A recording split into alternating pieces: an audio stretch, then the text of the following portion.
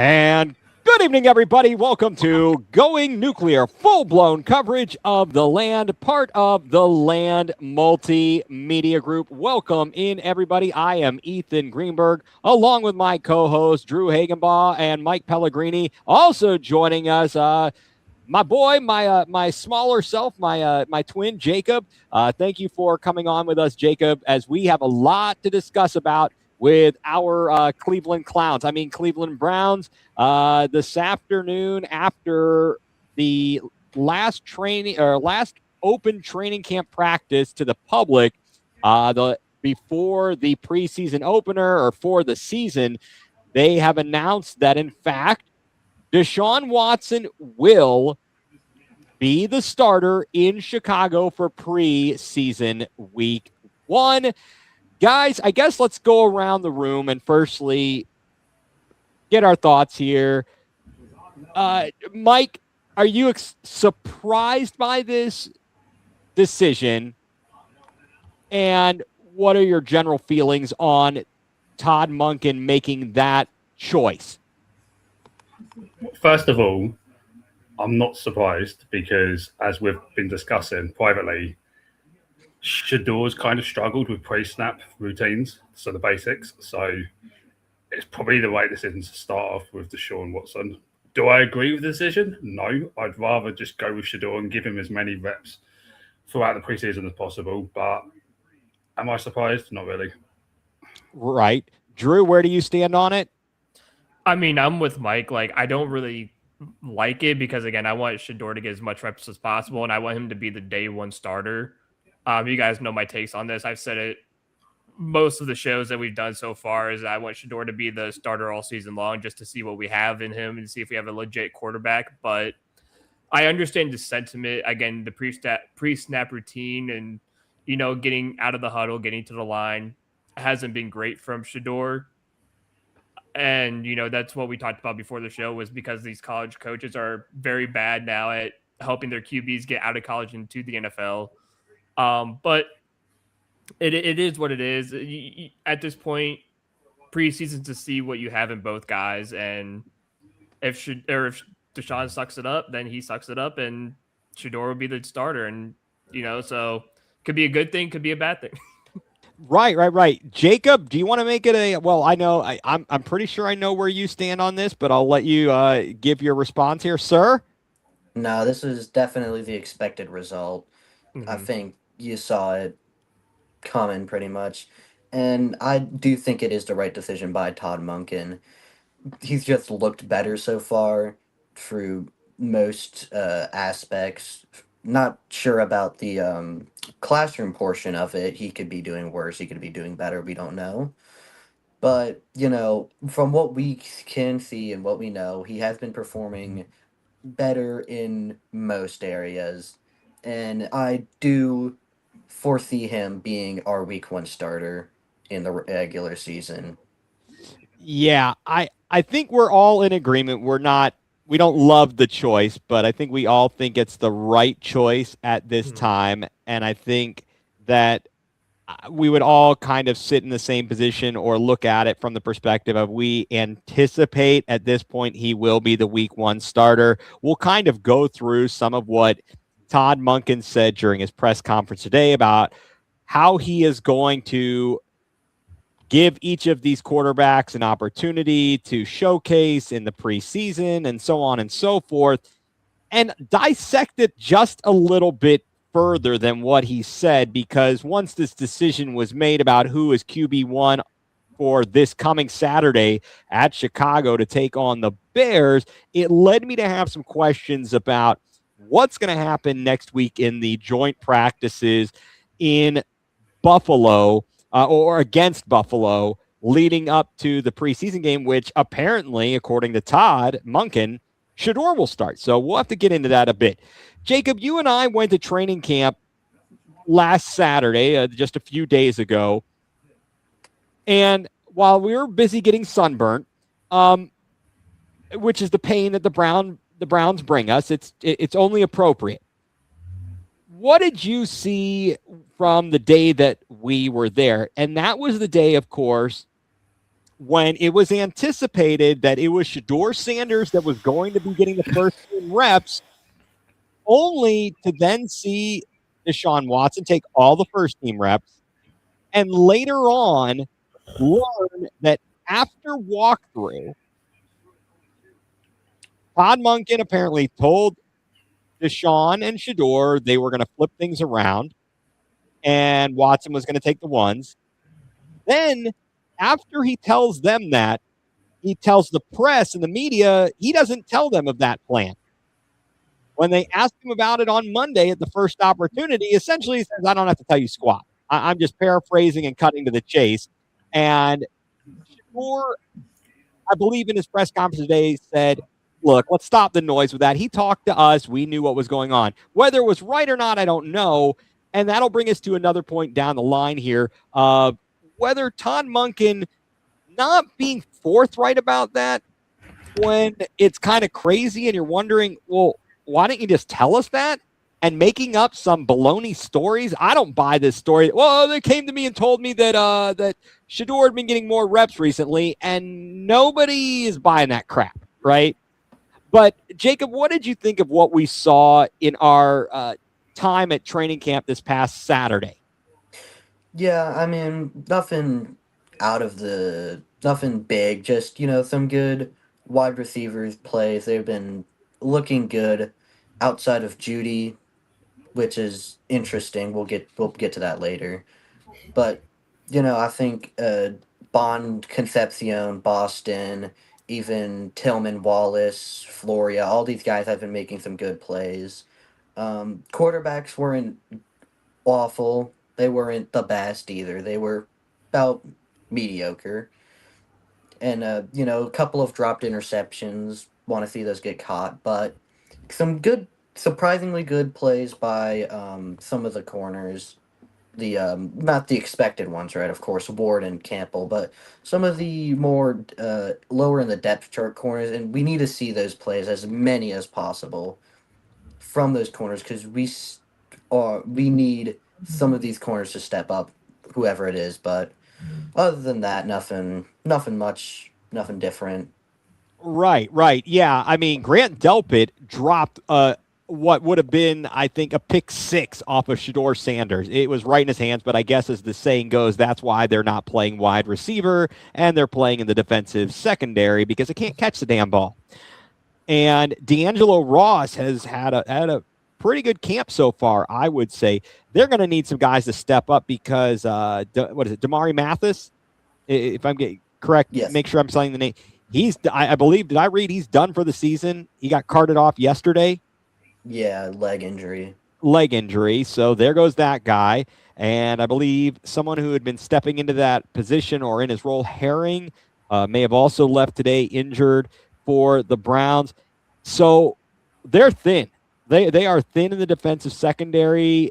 They need to remain healthy, and we'll get around to that point after we talk or in conjunction with a discussion about the wide receiver room and one wide receiver in particular, an idea that Mike had suggested about how that could possibly work out or how you might make that work for you if you are the Browns.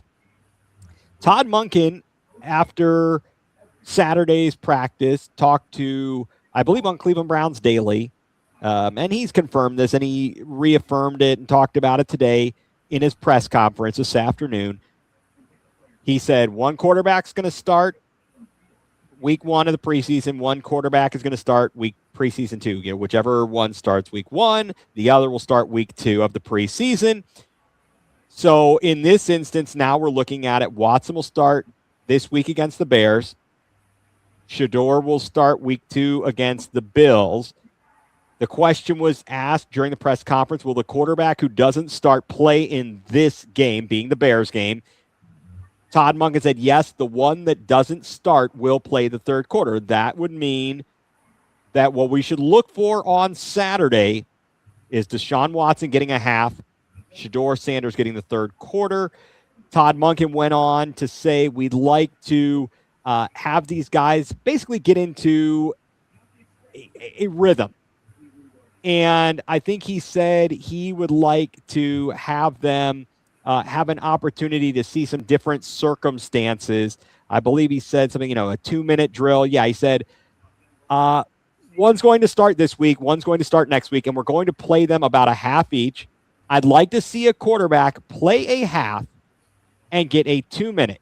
We're going to do everything we can to get a 2-minute and for the half, and we're going to try to do the exact same thing the next week. So it brings me to a thought I had, and I was already anticipating this. So this week, Deshaun Watson is starting. He's going to play with the first team. There's a question about how long the first team offensive line is going to be in there.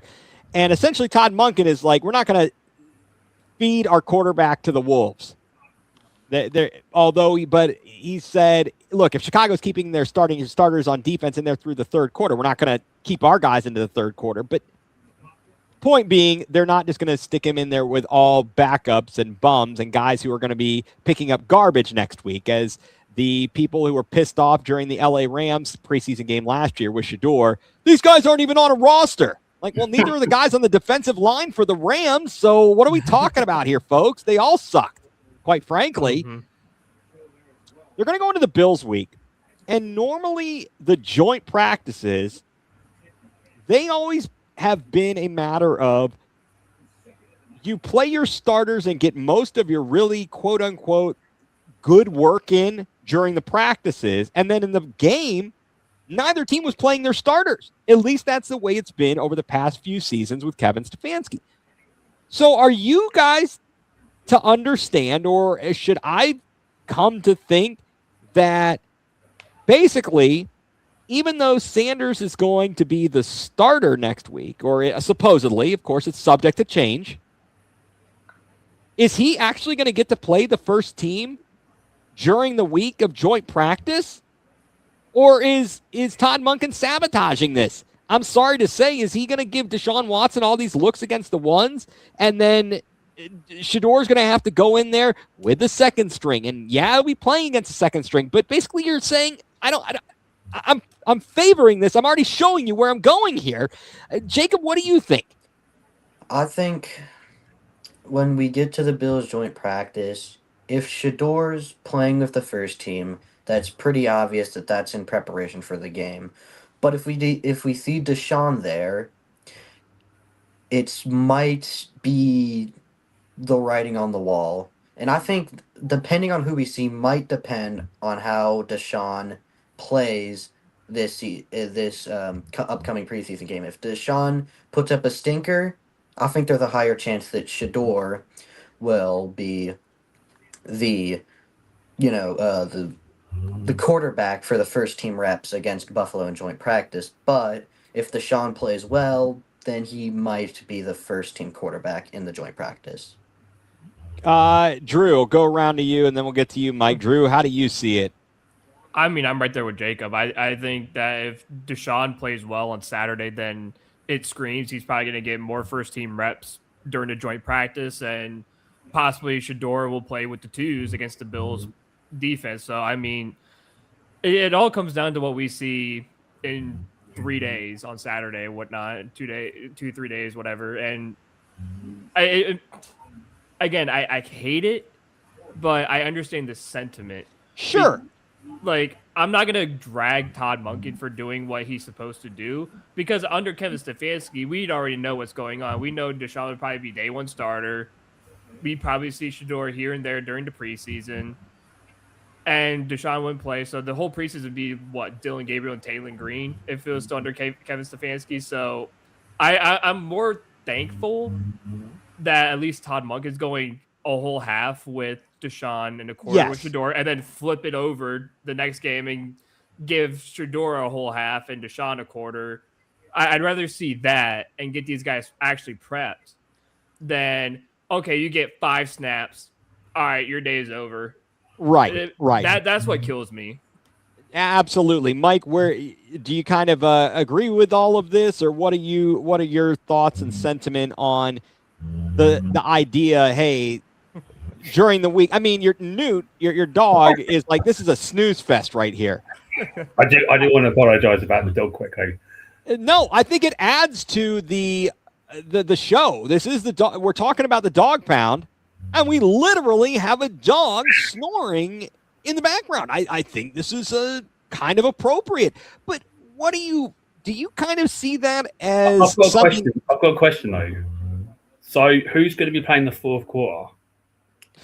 Probably. Is this going to be Gabriel? Probably Taylor Green. No, it'll probably be Dylan. It'll probably be Dylan Gabriel. They're talking on the radio about will they possibly try to hide Taylor Green so that's that they what can. I've heard. I've heard that. I've heard that too. Yeah, what I've heard. Shout out to my big Browns guy I go to for most of my news, Quincy Carrier. He was saying, "You don't come to us. This is very disappointing." I mean, Quincy Carrier he makes multiple videos a day. You guys do a podcast once a week, so. Oh, but I'm right here in the house with you. You don't need to go to the video. You can come to me. I still talk to you. It's not like but I'm not. You can hear this together. You're in the middle of work. What if you're in the middle of work and I come up to you and I'm like, hey, I need, and then what I've heard. I don't know. All right, go ahead. No, he said that they might do on their initial cut of 53 have 4 quarterbacks, and they sneak, and then about like halfway through the game week leading up to our inaugural game against the Jaguars, cut Taylor Green and then sneak him onto the practice squad when people have already claimed, like used most of their roster claims, and then bring up a guy who they put on the practice squad, bring him back up to the roster, who they know they can get away with building him down there, and they're trying to hide Taylor Green as much as possible. So I think in the entire preseason he might get 2 drives between 3 games. Yeah, you don't want him to be looking like DTR did in the Hall of Fame game a few years ago. You know, we'll never have a chance there. Yep. I mean, but Mike, back to you, just to give you let you answer the question there. Do you kind of get that same thought process of what I'm seeing and wondering about, okay, fine, so you're going to do this flip-flop thing, but what's going to happen during the joint practices? And how much does that matter? I think it all depends on who plays better in that game. If Shador goes out and plays better in 1 quarter than Watson does in a half, maybe Shador will get more time in the joint practice. Whereas if Watson stands out, then I think Watson's going to get the majority of the reps during the practice.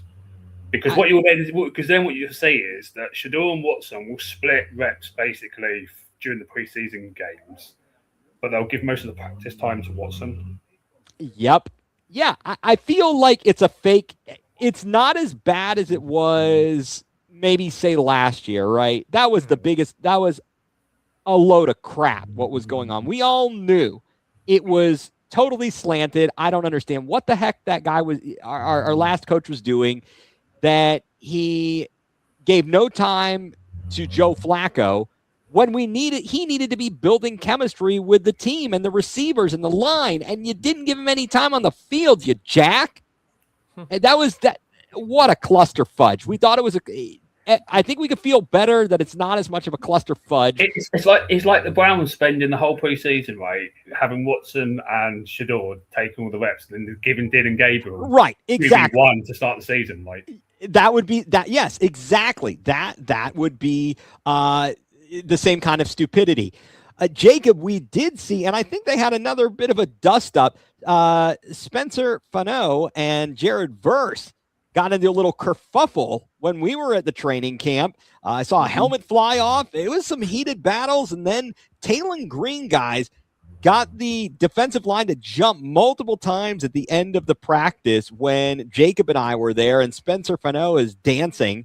And I think that was good stuff there. Jacob, you might have got – so first of all, what do you think about Spencer Fano and how he's playing so far, and how much has Jared Verse been valuable in helping him develop already? Do you think that Myles Garrett would have been helpful in the same way? Yeah. Okay, so I think Fano is going to be – I think, we have to be patient with him for the first season. But I think he has a real bright future in Cleveland ahead of him as our left tackle for many years to come, I hope. Because I have seen a lot of encouraging things out of him. He had the scuffle with Jared Verse, and then on the next rep holds him up against Jared Verse's iconic bull rush. I guess iconic. That's his go-to move, right? Jared Verse Right, goes right. right towards the bull rush, and Fano just does a great job of just holding him there, not letting him get to the quarterback. And that's really encouraging. And I hope for Fano to have, do great things. And I do think Jared Verse has helped. We heard the reports earlier in camp of Verse, going with Fano, talking about doing some stuff. And then I think I like Verse, Verse kind of, talking with him, taking jabs at each other. I think it's all, fun little punches almost between friends, right? Almost like jabs between friends.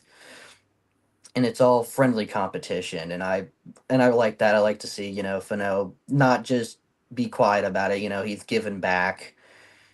And then I think Verse has been more helpful to Fano than Garrett would have been because he is a worse player of almost objectively. I'm not gonna listen to an argument Verse is better than Garrett.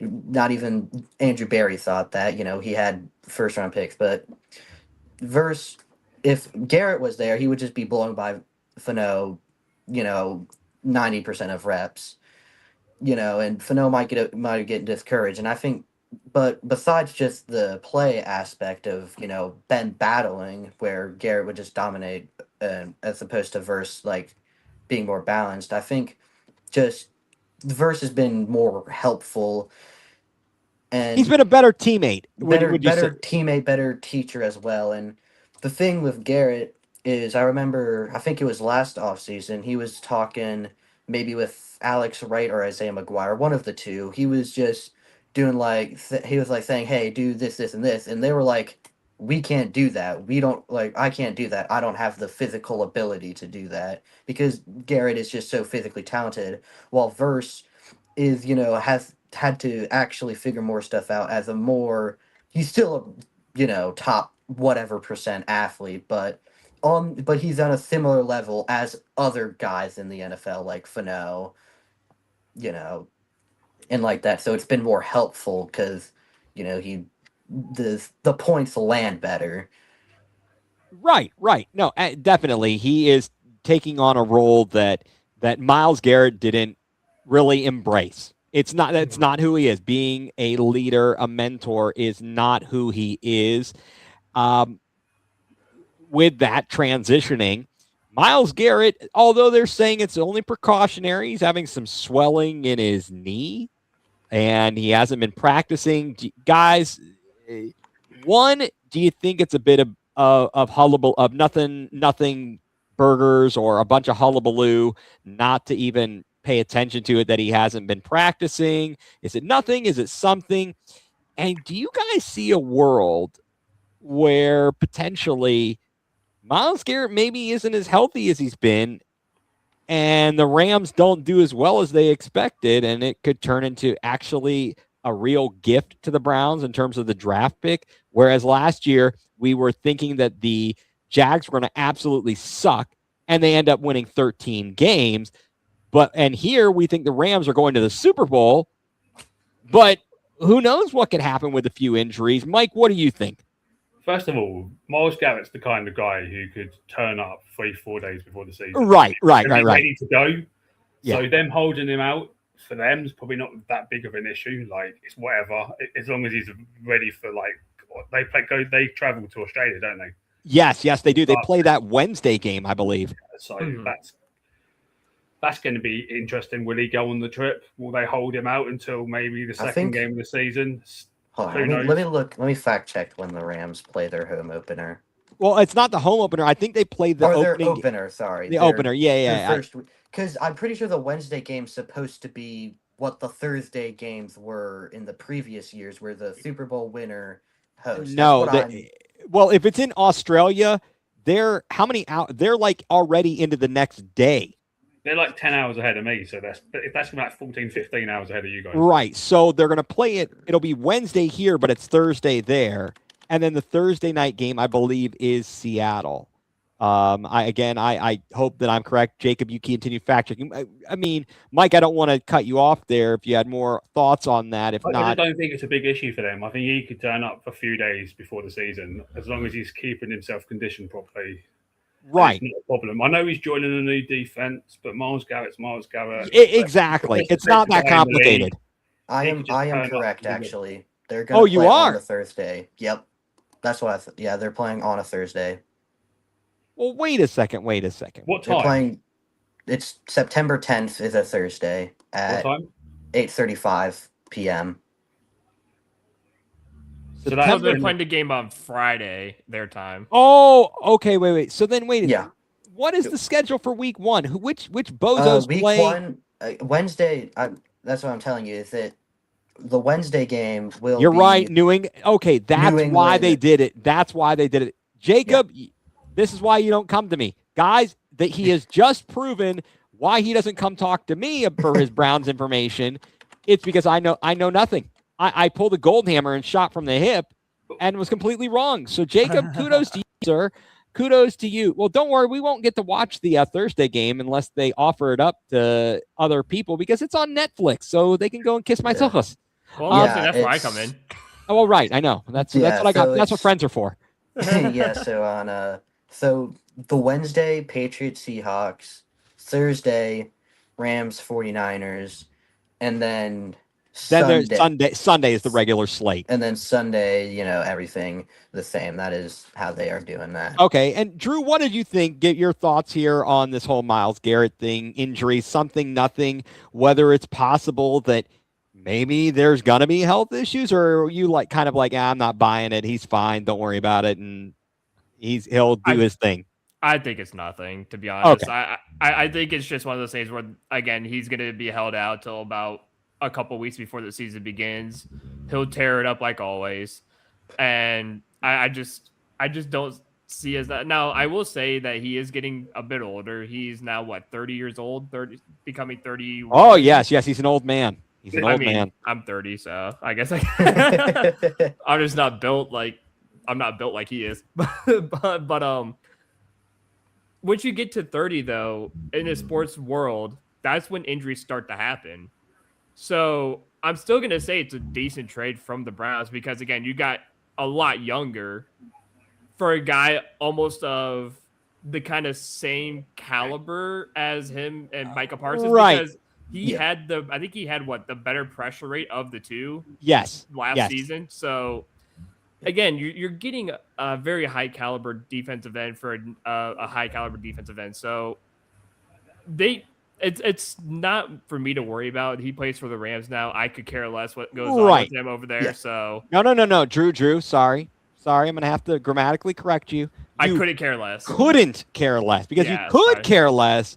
Oh, okay, but you couldn't care less. Let's give that. Listen, I went to one of the worst high schools in the state of Ohio. So hey, I went to public school as well. And as you like to make fun of, I went to Kent. Well, or people who went to the University of Akron would like to say, I went to Kent State, where allegedly we can't read and we can't write. So you got that going for you. And then the Akron football team can't do anything because of academic failure. That is true, and they're going to have players, a season ticket holder, scripting the first drive with the head coach. So that's hilarious. You think Akron's smart? All right. We'll move on there. Okay. But the thing is, it's a timeline thing as well. Like Jared Verse fits perfectly into the Browns timeline. It is. Yeah. Say you'll wait until the new stadium in 2029. Yeah, all our draft picks will be in their final year of their rookie contract.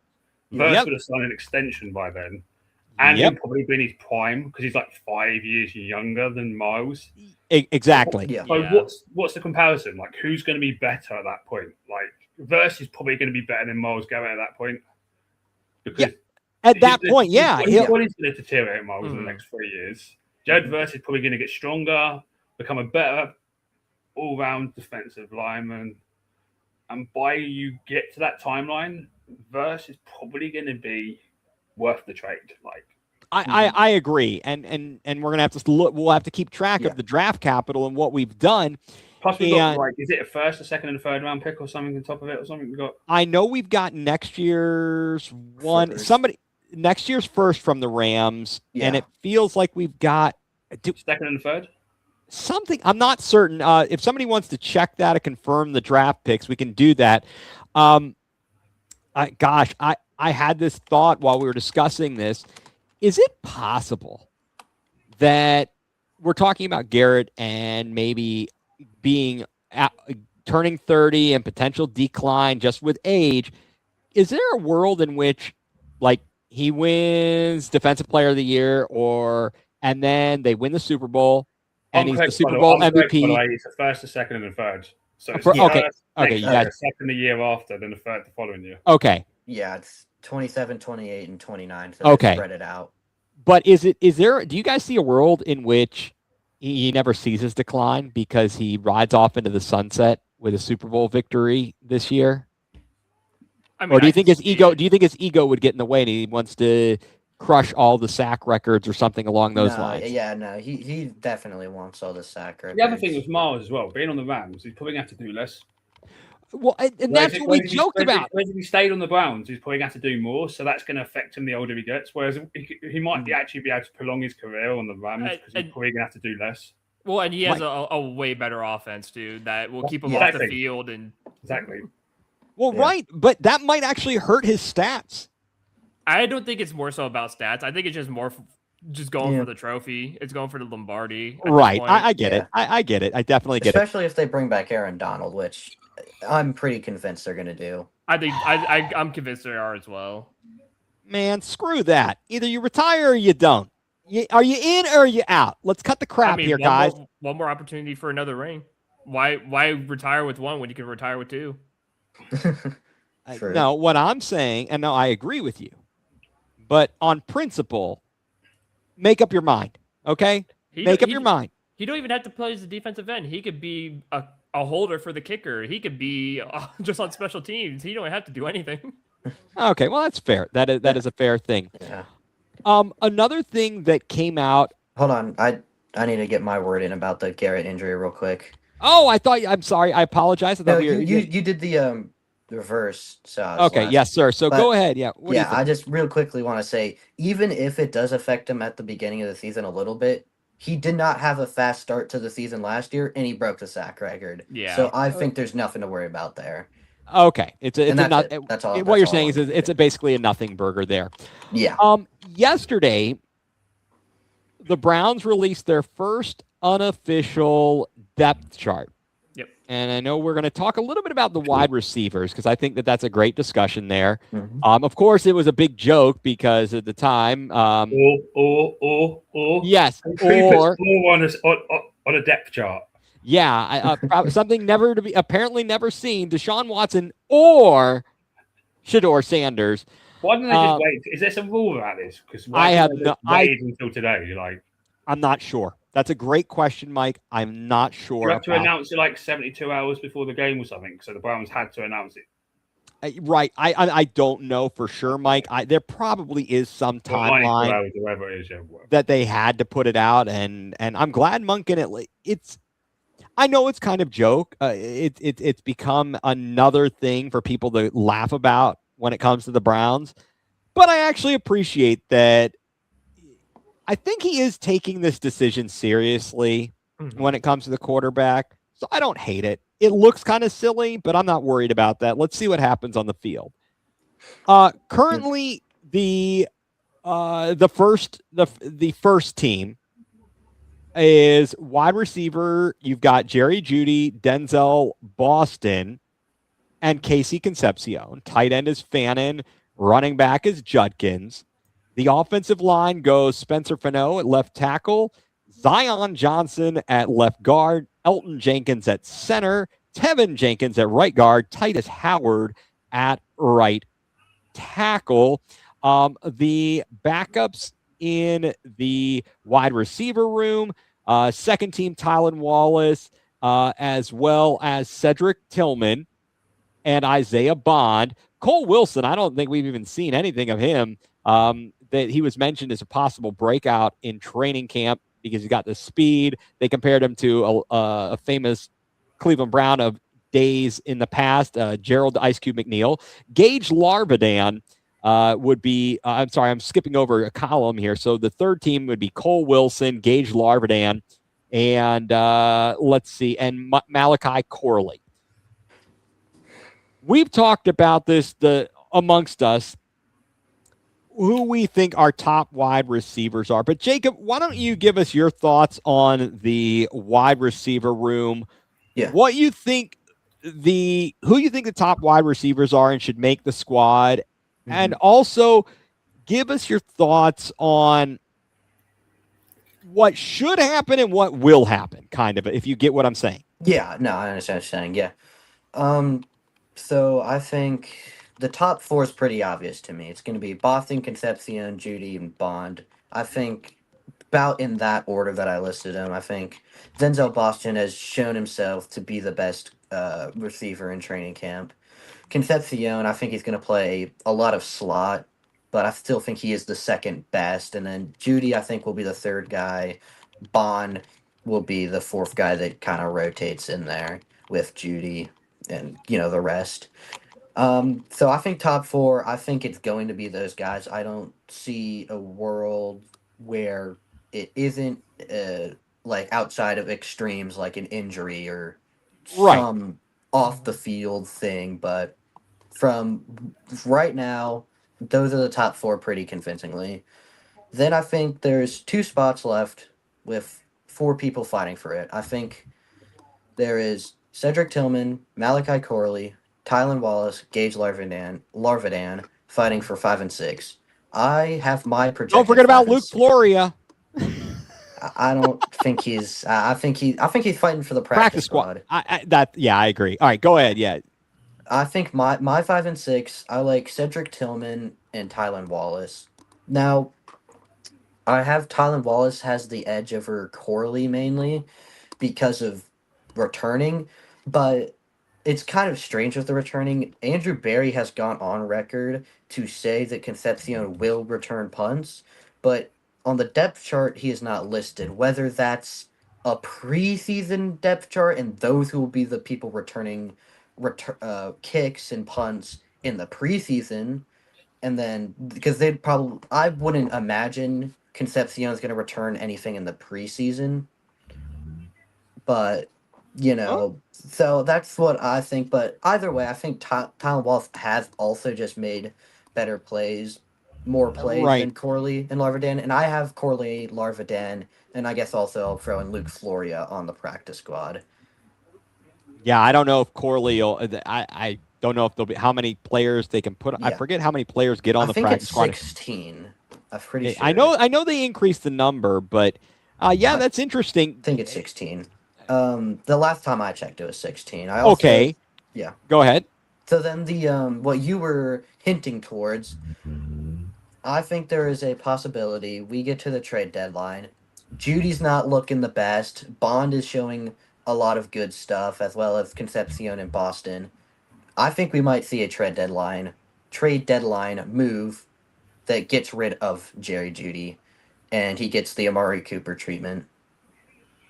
Where he's not doing so hot, so we get rid of him and let the younger guys play. Possibly call up whoever from the practice squad to be our sixth guy and all that. And that's just kind of what I see with Jerry Jeudy.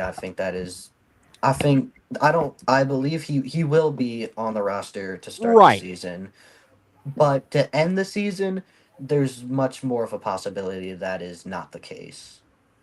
Right. I gotcha. Guys, where do you stand on the wide receiver depth chart? Mike, what do you think? Do you kind of echo the same thoughts as where Jacob is as to what we think will happen and also what we think could or should happen? I pretty much agree with Jacob, to be honest. But do you think there's any chance that they trade him earlier? Could he get toxic if he's not getting enough action? And they just decide, actually, we're going to go full blown with the rookies, and we're just better off moving him. Yeah, I think maybe for some guy on the defensive side, like a corner. Yeah, that's possible. Just decide, actually, he's not worth the hassle. We want to give the young guys as many opportunities as possible. And you just move them before the season, like.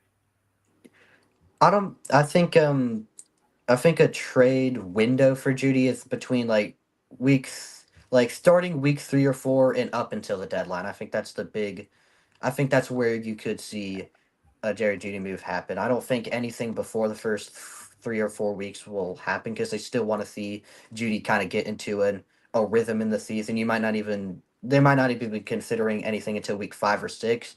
But maybe. I think at the earliest it's week 4, week 5, like up to those games that they trade Judy. Might depend a lot on health of the Browns and health of other teams. Drew, where do you come out on this wide receiver room? Are you again, or are we all in the same kind of thought process about this? I mean, yeah, just for the fact that there's a very good world where Judy does get traded before at least week 7. I mean, because and the fact that we saw, what was it today, where he had the ball completely in his hands and it just went right through the gap of his hand. It's like, what are we doing? That's the most catchable ball, and it's like you forget the part where you bring it to the chest. It was over the shoulder. Catch the stupid thing. Yeah. I've got a tinfoil hat moment right here. I've got a conspiracy theory. Didn't this guy go on a stream on TikTok and do one of these? Yeah. How many passes? I'd love to know how many passes has he dropped for Shedeur and how many has he dropped for Watson? Well, and the funny thing is too, if you watch the videos, every time Watson throws him the ball, he catches it. But when there's multiple times where Judy gets the ball from Shedeur, especially like on a deep ball, it's like, oh, oopsie, right through the hands. He does that Olay BS. Is he trying to sabotage Shedeur's chance of being QB because he wants to play Watson? So he's that's it. Like I said, it's a tinfoil hat moment right here. I'm wearing it too. I believe he's trying his hardest to sabotage Shedeur Sanders. I believe it because I think only the drop balls that Judy's had during training camp is from Shedeur. I'd love to look at the stats. I would definitely like to know that. And that's what ESPN Cleveland needs. Instead of the QB tracker, they need the Jerry Judy drop counter. How many balls has Judy dropped from Shedeur, and how many has he dropped from Deshaun? And how many has Dylan Gabriel thrown 15 feet short? No, I look, I'm going to. I think Chops would need a pay rise if you did that. Hey, did you guys hear that he got hit by a linebacker yesterday? I did. And Andrew Siciliano was on Cleveland Browns Daily when it happened. Oh no, down goes Chops. Oh, but he gets back. Will there be a quarterback tracker today? And but he's getting back. That was the best thing ever. That might have been the best Andrew Siciliano call I have ever heard. It is his best call ever. Shouldn't he be able to get back up quickly? I mean, he's built like a linebacker too. I think he's slimmed down. He slimmed down a little bit, you know. No, I got nothing. I saw it was kind of cool at the training camp, getting to see people. Jacob, I think he did pretty well. He was able to get some autographs, and there it is, Carson Schlesinger rookie card, and he had. And you could tell them the story. So, first, I'll set it up a little bit. For those of you, I mean, you guys, Drew, you haven't been to training camp this year. No, I haven't. You did not. And Mike, obviously, you're not here. So, I'm in spirit, don't worry. Okay. Well, I had been told prior to this by our good friends Lana and Lysandra that they have a sign up. It says the age limit is 16. So Jacob, you just snuck in there. Although you can kind of share your thoughts on how you probably could get by. Even maybe if we went back next year, you probably could sneak in as long as you're not growing another mustache. Then I'll call it shave it. Right. Exactly. Although when I said that since I'm your twin, I look pretty young. If I'm wearing a hat, you can't see all the gray hair. But you said I was wrinkly. So anyway, They say to line up in this one corner. You have to be in line, they say, by 3:20. Well, kids start lining up way before then. You went over there at about what, 2:50 or Yeah, 2:55? about 30 minutes early. Right. The practice starts at 1:30. But Jacob goes in line, and then by the end of practice, they bring them all out onto the field and they line them up, and then guys go around and sign autographs. There's only a certain number of people who are signing autographs, so there's no guarantee you're not gonna get everybody, and I don't know if they're all gonna make it all the way around. So Jacob, I'll let you kind of take it from there. Yeah, from there, I'll start to when we were getting in line. There is a woman in front of us who looks about to be in her early 20s. Employee asks them, "Hey, how old are you?" 17. They get ushered. They have They someone get ushered away there. from the line. They said you're gonna have to. You can't have autographs, and she didn't fight it. She didn't fight it. I suspect that she knew what she was doing, and she was going 17 as a conservative estimate. Right. Now, what did you say? How many piercings and tattoos did she have for someone who's under Oh, 18 and can't have tattoos? like 6 piercings and like a whole sleeve of like tattoos. I was gonna say, was it like full arm sleeve tattoos? I like there was a good amount. There was like several on the arm, some, This is like The Simpsons, the first episode with The Simpsons where Bart goes to get a tattoo on the Christmas night. They're like, "How old are you, son?" 18, sir. And he shows him like his fake license. Okay, get in the chair. It's like you can't. Anyway, Yeah. go on, Jake. So, anyways, that's the story there. So, anyways, they do it nice setup. They set up almost like a big C shape. You got, a line and A there's line 3 down one end line, and then down the sideline, and then down the another sideline, one. and then another one, right? So it allows good access for all the players, right? So I actually get in a really good spot. I can see pretty close to me 2 groups of guys. There's a group of 3 that was Carson Schlesinger, Quinshawn Judkins, and third young player I can't quite remember. No, no, No, is it no, Fano was with the other offensive group? linemen. Okay, We walked past them. okay, They okay, had to okay, do some. They were running up and down the field okay, okay, okay. horizontally, but it was another player. They didn't end up signing stuff. But so they were close, and then we were by the D linemen with Verse, Graham, all those guys were close to us. So I was in a Oh, pretty good that's spot. awesome. That's awesome. D lineman didn't end up doing any signings, so I believe 6 guys ended up being the signees, and I got the first signing that I got, which I will show off here, is on this helmet Spencer Fano on the top here. Okay, got it. So he's good.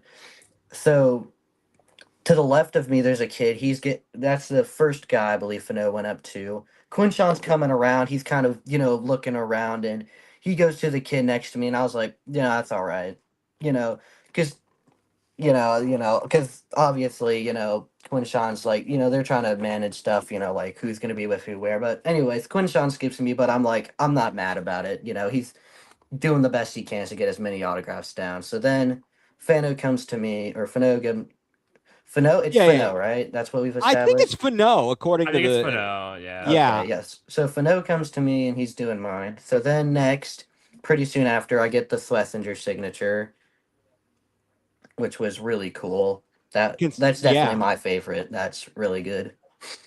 And then coming down is Shador Thander. He started on the opposite side. He ended up getting everyone who was all the kids there. He ended up signing everyone. That's amazing. And then so Shador's coming to me.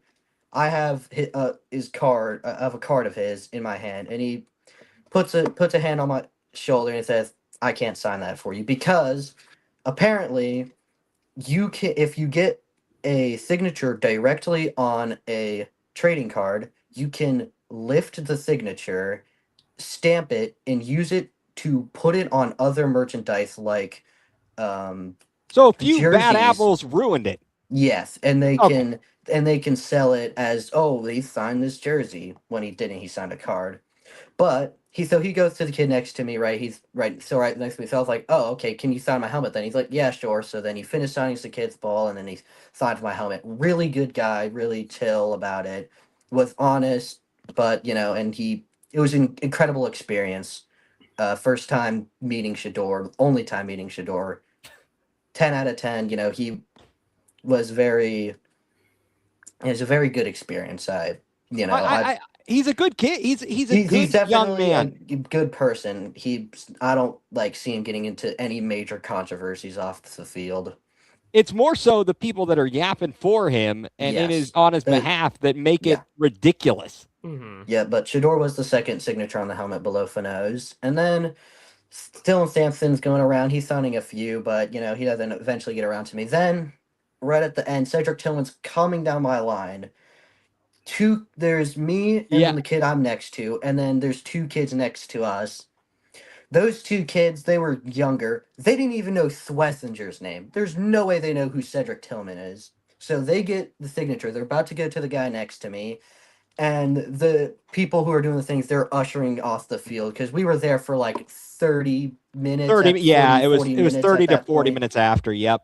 So Tillman goes running off, and we're like, it was a bummer. But, Tillman, I'm not like, it's not like I missed out on, like Jared Verse or anything, or Mason Graham. Right. But I was like, these kids don't even know who Cedric Tillman is. They were just reading the name on the back of the jersey, while me and the kid next to him who actually know who Cedric Tillman is doesn't get anything. Well, I was like, whatever.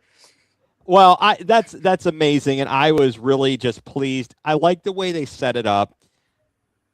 In theory, and I really do. I like that they have limited it to the kids, and they're not letting greedy people try and get in there to get these autographs, because that's the type of people we saw it at a game. A guy had all these 8x10s at the game. The first game we went to in DC a few years ago and saw Bumson play. There was a guy with 8x10s for all these players trying to get him autographed. The guy's selling them. This is what I was going to say. This is the problem. The adults are there to make money. The kids are less likely to go out there to try. Right. Well, I think that kind of makes sense.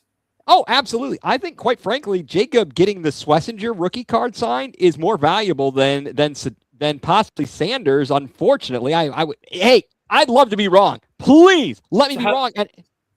So how did Jacob get Schlesinger to sign the card? But should all he probably doesn't. It's a knowledge thing. I heard someone say, I don't remember who, but I think, wasn't it when we were at dinner?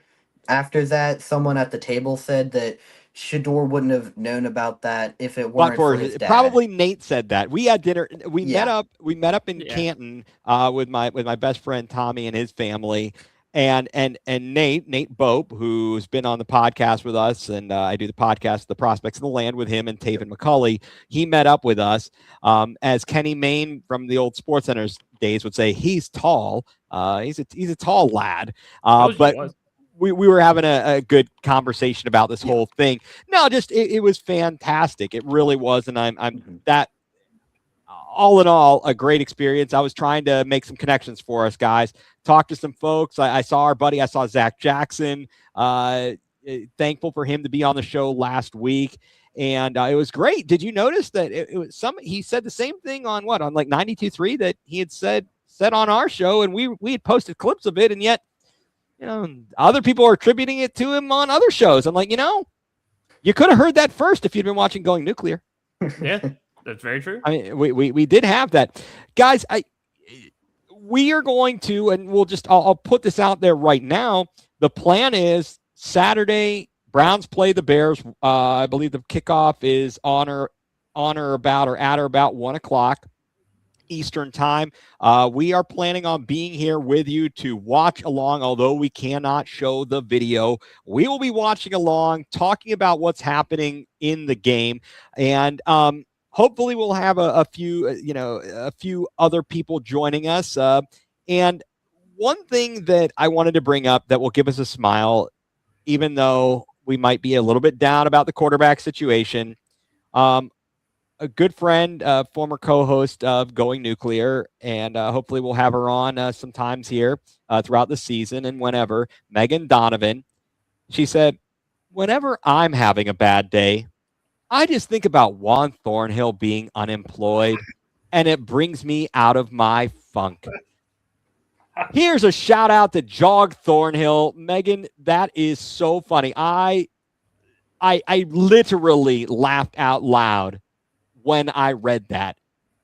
So I beautiful. approve that message. Let her know that. I approve the message. Absolutely. Absolutely. And I said you should have added Andrew Sandejo into that too. Right. That was pretty brutal. There's going to be a lot to talk about with the Browns. This season could be quite the poop show. But we're going to have to wait and see. Let's let it all play out. The way Watson has been, he is injury prone. Yeah. And his play has not been good, and we haven't seen him play in a game. And one thing I wanted to bring up here, I didn't want to forget about this because I thought this was interesting. So he's talking today to the media, and someone asked him a question about his play relative to Houston. So let me bring this up and see if we can't play it, and then I want to make a couple comments on it. We were discussing it before the show. In your memory bank and move forward. Deshaun, when you get back on the field, like in your mind, you envision yourself playing exactly how you did in Houston. Do you think that you may have to change your style a little bit, just given injuries and years?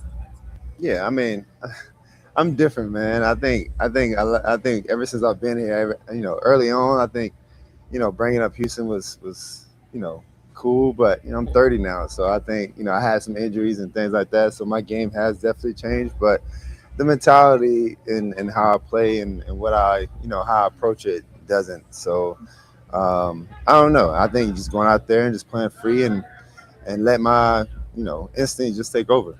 So I think that's the biggest thing. And I've always had a coach. My coach O'Brien always told me I always trust my instincts. So I think that's the biggest thing. You just go out there, play free, and let the game come to me. So he mentions his instinct. And then it was funny because he says, I've always had a coach. Well, Coach O'Brien, he didn't always have a coach. Coach O'Brien in Houston, not Coach Stefanski, basically let him just use his instincts. Let me translate that for you in my mind and based upon what we know. Play with your instincts. I'm going to hold your hand because you can't read a defense. And you're going on some gut feeling. Am I missing anything here? And if that's the case, what are we doing? What on earth are we doing here? It looked like, again, he says, I play with my instinct. Well, Kevin Stefanski wanted him to go out and do certain things and not be a turnover machine and play within a scheme, and he couldn't do it for multiple reasons, physically and mentally. So am I missing something here, or is that just not hilarious, guys? No, I find it funny, and I told you this before the show. A few years ago when I was on a fantasy football show that I used to do, we spoke about Deshaun Watson, and this was again back when Watson was a top 4 QB at Houston. I mentioned the only reason why he looks so good is because Bill O'Brien is telling him what the defense is showing him. Bill O'Brien is giving him everything he needs to know on how to beat this defense, and he is holding his hand essentially, and that's why Watson looked so good. Coming to Cleveland now, nobody's holding his hand. You're expected to do the job because, well, you're an NFL vet now. You've been in the league for multiple years. You should be able to know how to read defenses at this point, especially with what Bill O'Brien has done with you. You should be able to read a defense and know what they're giving you and be able to beat them. But for some reason, he still likes to throw in triple coverage. He still likes to eat 15 sacks plus a game, it feels like. He doesn't know what he's doing out there. He looks so lost because he's not having his hand held anymore. Right. Nobody's holding his hand to help him out, and it's leading to sacks. It's leading to him scrambling and getting sacked. It's leading to interceptions, overthrows, underthrows, throws where we don't even know where it's going. So it shows that he was never really an NFL quarterback. It's just he got lucky with the QB or with the guy he had in Houston that babied him and helped him through everything. So if that's the case, guys, let me ask you this. What's the difference then between Watson, a 10-year veteran who can't do this, and a second-year player who allegedly is having some similar struggles with interpreting defenses, reading it right off the bat. Why not help him and bring him along rather than put all your eggs in the basket of a 10-year vet who's shown he can't do that and physically might get knocked out after one game or one quarter or one play? And then what have you done? You haven't prepared the other guy. Is this just them sophisticated tanking like Tony Grossi used the term? Mike, what do you think? Does it just tell everyone what we're all thinking? Like that? Actually, we're not all thinking this. That they just don't believe in Shedeur. Like I believe that there is I believe that they think there are certain things he needs to improve upon. They may simply feel, look, he's not ready quite yet, so we'd like to get Deshaun in there as the veteran and keep working with Sanders. It's possible, but here's what we've all discussed is that the best case scenario, the two best case scenarios that we've discussed, and I think we can agree on this. Jacob, I'll let you weigh on it because you're not in on the group chat, but either both Watson and Shedeur stink. So we're drafting high and we get our quarterback in the draft. Or my thought is Sanders takes the bull by the horns and shows he can lead us in the future, in future years, and you don't feel you have to draft a quarterback high. Jacob, do you kind of see those as the two best possible scenarios for the Browns? Yeah, I think one's a little more likely than the other, and they both stink, huh? Yeah. Yep. First option is more likely. It's more likely, but it's not what I'd like to see. I think we could all agree we'd probably like it if Shedeur Sanders proved to be the guy, and then you're not spending your next high draft pick on a quarterback who is also an unproven commodity. I've got a question for you, though, right? So if they both are not good enough to be a long-term QB1, so we invest in the draft, do the Browns keep one of them too as a backup? Decide they're actually just a backup quarterback. That's what their career is going to be. No, they won't. Well, I know they won't keep Watson around because they're not going to. No, he is a pariah in this town. Nobody wants to see him, and no one. Or I'm not saying no one. Let's face it. There's also another reason he's starting the preseason game in Chicago because they don't want to trot him out as the starter in Cleveland, where he's going to get booed mercilessly if he makes a bad play. Mm-hmm. Which is going to happen. So they're protecting him. They don't want it. The sooner he is gone from Cleveland, the better. He could win the Super Bowl and be the Super Bowl MVP, and I still wouldn't be loving him. I would love the team and the championship. I'm not giving him some kind of a special treatment. I'm not putting him in the Ring of Honor. I'm not giving him a statue. Screw that guy, okay? Do whatever. Fine. I'm rooting for the team. It's the name on the front of the jersey, not the name on the back. What about Shedeur? Do you think he's either QB1 or gone, or do you reckon he would come back as a potential backup? I believe there's a possibility they could keep him, but I believe they would want to move on from him and bring in another veteran to mentor him, a la Kirk Cousins with Mendoza. Mm-hmm. And you find one of those guys around. Hey, maybe it'll be Baker Mayfield. I mean, he can't come to a contract agreement down in Tampa. Baker comes back on like a 6-7 million. There was a backup. Yeah, right? He ain't doing that. That guy, he thinks thinks he's so good, and he needs to get paid wherever he goes. I don't know. This is going to be fun. So make sure we're going to have lots to talk about, and we will dissect and watch the game on Saturday. Stay tuned. We'll post on social media so that we can watch along with this poop show and see what happens. See how many pre-snap penalties we have. If Watson has no better command of the offense than Sanders reportedly during training camp, I really think they both had their problems. I could see, and if he plays poorly, that Monken has left himself wiggle room. He has left himself wiggle room, and I will share with you what I shared with you on Saturday. Daryl Ryder who is on 92.3 The Fan, is blunt and honest. He said, now this was his thing, and he got people riled up on Saturday. This was because I don't think they knew everything that we found out later about the timeline of Monken telling them who's going to take QB1 reps, blah, blah, blah, blah, blah, blah. He said something to the effect of, I think we found out who QB1 is today. And I also think we found out who QB2 is today.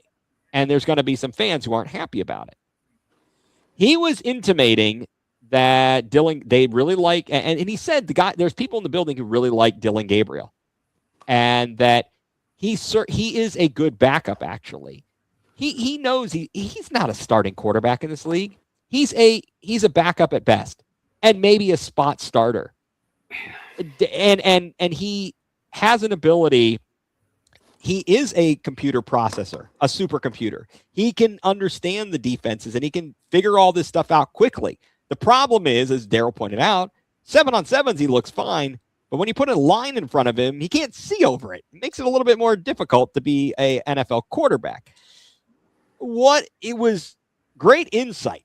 I don't even know how much insight it was, but it was very, very interesting to talk to him and hear him say that. I talked to Justin Cooper, JJ Coop 25 from ESPN Cleveland, and I said to him, dude, I don't like how this is looking. And he said, yeah, neither do most of us. I think it's pretty clear in this town. There are people who believe.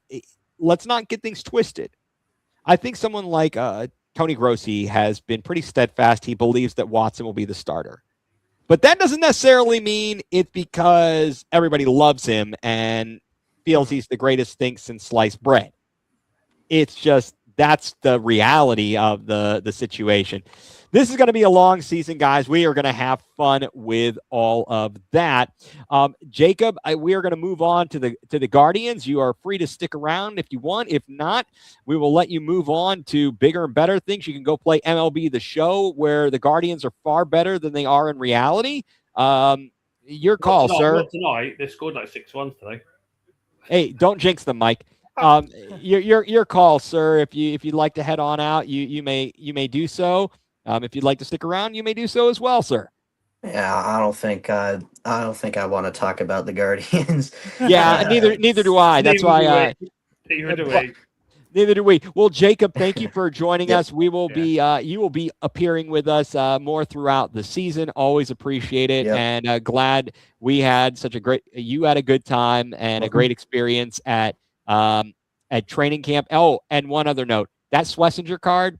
Yep. That was the last of the rookies from last year that we found. And we found it at the trading card store the night before at the store across the way from where my brother's apartment is in Columbus. We were searching, and we found Fannin, and then finally found the Schlesinger. Yep. That's a win. That's a win right there. Yep. All right, Jacob. Thank you very much, sir, for joining us. Appreciate it, and we will move on, and we will talk to you again soon, sir. I might even see you tonight. I'll be back on Saturday. All right, sounds good, sir, and we will talk to you later. Thank you, Jacob. Yep. All right, guys. First of all, I know we have gone way long. The Browns, as always, dominate the sports news in Cleveland. But, when you need to get some hydration beverages, maybe you've had a workout, you need some more sports apparel, you know where you need to go? Dick's House of Sport in Strongsville. Dick's House of Sport in Strongsville, a proud supporter of the Land Multimedia Group and all of their podcasts, the Bearded Browns, etc., Guards Mania, all of the great shows that are part of the Land Multimedia Group, Dick's House of Sport in Strongsville. I was hoping that possibly Mike Wilkes from Bearded Browns, Land Multimedia Group, might jump on with us this evening, but I know he had some scheduling stuff. He'll be on. He'll be around. Of course, big news, the Bearded Browns will be doing a pregame show on, WOBL in Lorraine, a live show on game days starting this Saturday. So if you're in the area and you're looking for another a pregame show to listen to on the radio, don't want to listen to your usual network radio stuff, the Browns Radio Network, tune in to WOBL, catch the Bearded Browns. I believe they will be on an hour or hour and a half before for kickoff on game day. So congratulations to Angel, Mike. I'm not sure who all else is going to be on the program, but definitely that is awesome, and we will continue to promote that. Guys, we'll move through this other stuff kind of quickly. Guards ball. If I hear that term one more time, I'm going to throw up, because guards ball has turned into what was supposed to be do all the little things right.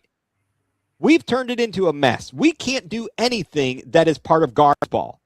What did you show the stat was that was posted on that graphic for the last, how many games? What's our, with runners in scoring position, Mike? 2 for 25 in the last 3 games. 0 or 0.084. Guys, this is pitiful. I know that you said, what's the score right now, Mike? What's the latest in the ball game? 3 Guardians, bottom of the 8th. Okay. Don't bring in Matt Festa. Last night they lose another one. Bobby wasn't his best, but the Guardians did manage to get a few runs. However, they made a mess of it for themselves. Matt Festa comes in. He chucks a wild. Did he throw a wild pitch? Then I don't even remember. It was just baloney. We screw it up every which way we possibly can and lose to the stinking Detroit Tigers. It was our first loss against them this season. The Guardians are struggling. When you get pitching, you get no hitting. When you get hitting, you get the bullpen that blows it. Mm-hmm. I wrote them off last year, as I think many people did, and then you could say they made a historic comeback, or Detroit had a historic collapse, or a little bit of both. They win the division. Here's my question to you, fellas. Are you ready to call the time of death on this season, Mike? Because you're the most optimistic. So I'm giving them until after the next homestand, because we play the Padres and the Giants. So after tonight, that's 7 more games to just see where they're at. Okay, all right. I'm not going to confirm that they've won this game yet, but then if they can win this game and then win tomorrow, and then you think they can right the ship? You think see where you are for next homestand, because they're 4 and 14 in the last 18 games. I think. Oh, we're horrible. We're like the worst team since the All-Star break. We're awful. But we're only 4 games behind the division, aren't we, or something? Yeah, we're 4 games and behind that's the not division, saying much. 2.5 behind wild card or whatever. It's just see where we are for the next homestand, because we've struggled at home recently. Our home record has been great. Our home record is horrible. It's absolutely horrible. Just see where we're at, and if we're still in a bad spot, then I'm at that point. My mindset is to just call up some younger guys and just see what they've got, because I'm fed up with seeing guys like Wes Hoskins hitting 1 home run and everyone thinks he's good. Right. And then, but he's got he's got what's his batting average? 182 or something? Yeah, 184. 180 brutal. So he hits home runs, but apart from that, he does nothing else. Right. I don't know. And then Roko's batting since May's been terrible. Right. His defense has declined. Jose's came back and he hasn't been himself. Did they rush him back? Should they have just let him sit out for a couple? I think he's still injured. Because don't forget, what was our record without him? 13-13. And since he's came back, we're we're awful.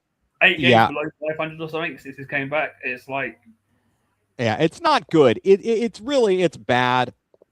And I completely agree with you about calling up some of the young guys. Get rid of Matt Festa, call up Yorman Gomez, or bring Espino back up. Okay. Khalil Watson was good when he came up, but then when Jose came back, or Angel was 1 and 2, they then sent Khalil Watson back down. And it's bring him back up, helping just, I don't know, what does he offer this team apart from a bit of speed? Oh, and they've still got David Fry down, and David Fry's sitting in Columbus too. Just give some of these young guns an opportunity. I'd rather root for. What about Schneemann? We've seen it. Oh, okay. All right. I just was asking. Maybe he's part of the long-term future, Schneemann, but right now I feel like Khalil Watson would be more entertaining, rooting for some. I get you. I get you. Drew, what do you think? Is it time to call the time of death on this season, or are you do the Guardians still have a pulse in your mind? a faint one at that. I think there's a pulse, but I think it's a weak pulse. Again, I did the same thing you did last year, Ethan. I kind of called it when they were down. I think it was the 14 and around like 14 and a half games. I was like, yeah, this is over. This is done. And then they came back and shocked the world. But it's going to take, like what Mike said, it's going to take a win tonight, and then you're going to have to go on some kind of run. And I'm talking, right. We haven't had it all season. No, and I'm not talking about like a 3-4 game win streak either. I'm talking like you need like a 6 to 7 game win streak to just get back into everything and be, whether it's a game ahead, tied for the lead, a half a game back again. Like you need to go on some sort of run. Right. And with the way that the bullpen has been, the defense, the hitting, I'm not even counting the starting pitching, because the starting pitching has actually been better. Right. But all the other aspects of the game, it gives me not much confidence whatsoever. Yeah, they are absolutely, they've been absolutely pitiful. How many times though were we giving teams an extra out, and then instantly afterwards they're getting 2 runs from it? Like, well, it happened yesterday with, I think Festa came in. We could have got out could we got out of the inning? I think Jose made a sloppy play. They then scored 2 runs. Today, they threw the ball. They scored 2 runs today after we should have gotten out. Right. I think it was on a snap throw down to third yesterday, maybe. And he threw it by Ramirez, or Ramirez didn't It's field it. happening too often. Like we're giving teams 4 outs in an inning, and then they capitalize for the 4th out, and like it's killing us.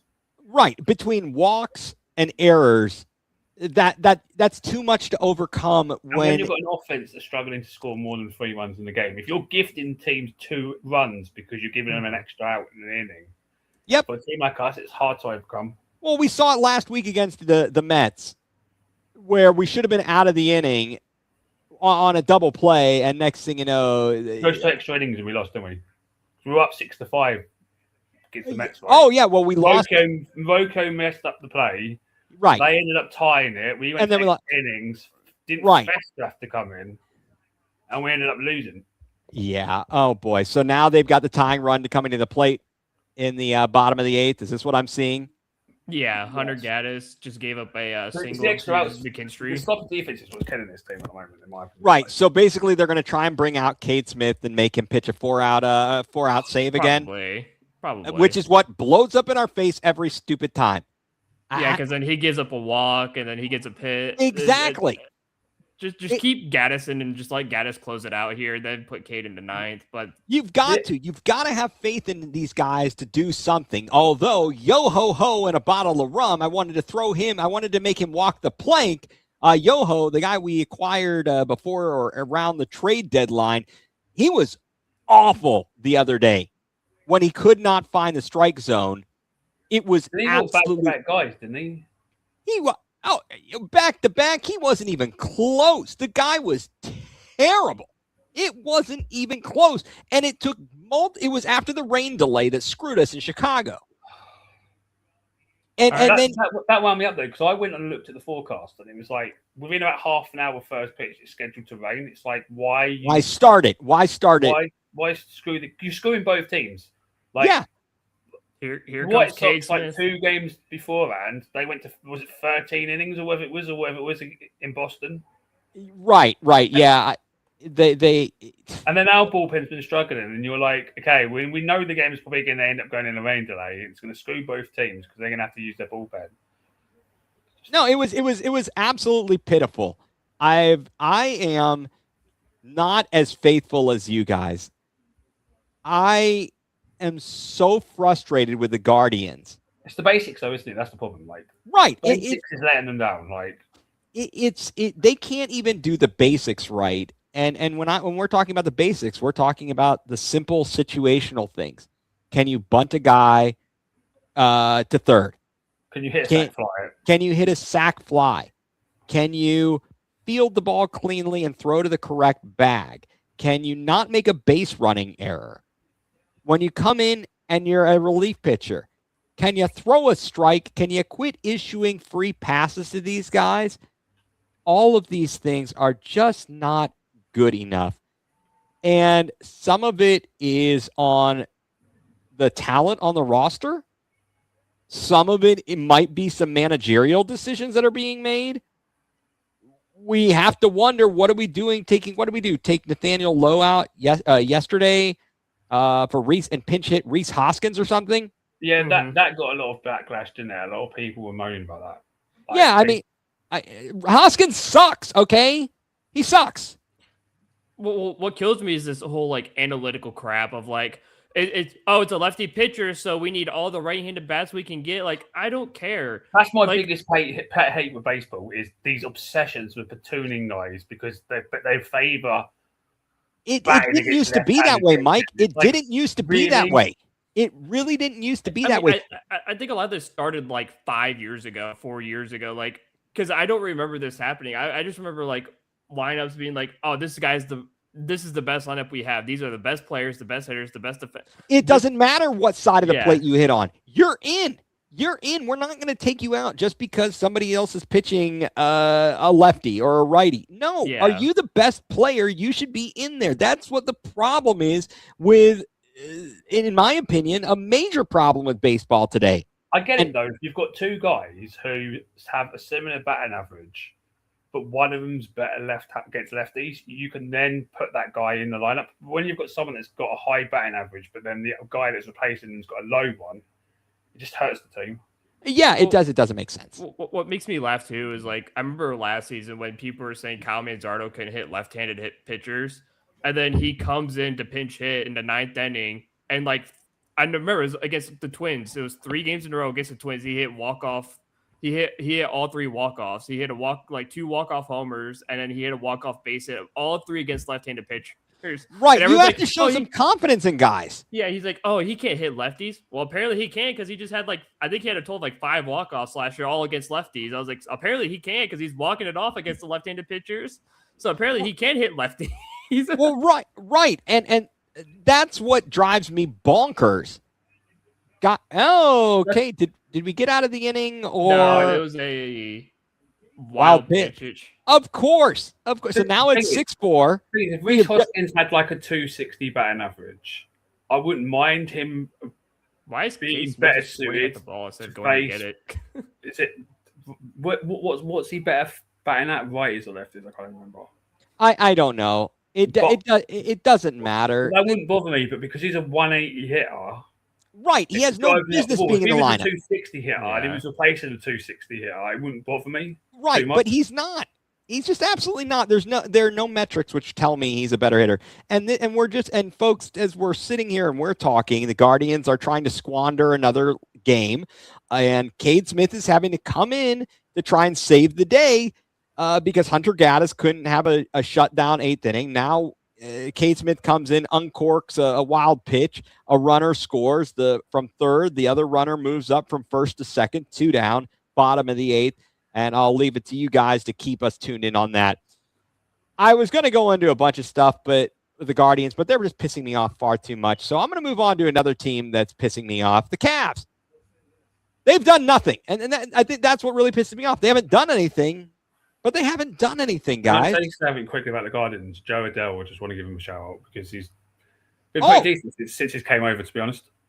He's been very good. I really appreciate him. I think, do we have him beyond this year? Yeah, he's got arbitration, I think. Is it arbitration next year? I think it's arbitration next year. Well, they better, I hope if there is a season or whatever it is, I hope they hang on to him because he's pretty darn good. I like him. He's a good bat in the lineup. He's a good right-handed power hitter.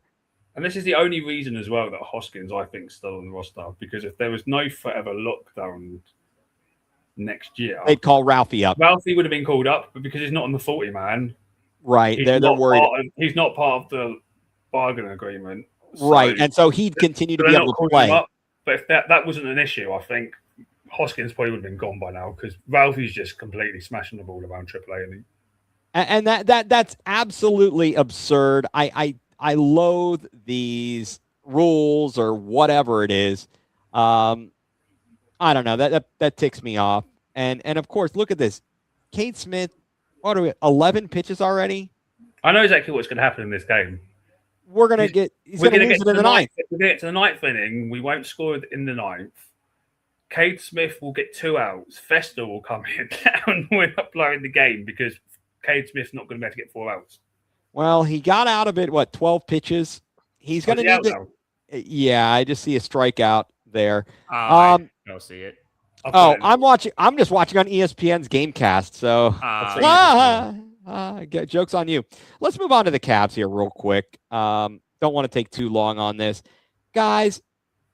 Can we cut the crap with crying about the Cavs and their schedule and not playing on Christmas and opening in Philly? First of all, I don't give a flying rat's patoozie if we play on Christmas. You know, we don't deserve to play on Christmas. Don't give me this BS. We were in the Eastern Conference Finals. We have done nothing to prove that we are worthy to be on Christmas Day. In fact, I'm glad because they ruined my Christmas Day last year when they took a giant dump in New York and pissed me off. We were up about 17 points in that game, right? Yeah, it was a precursor to the playoffs. Yep. So I don't care.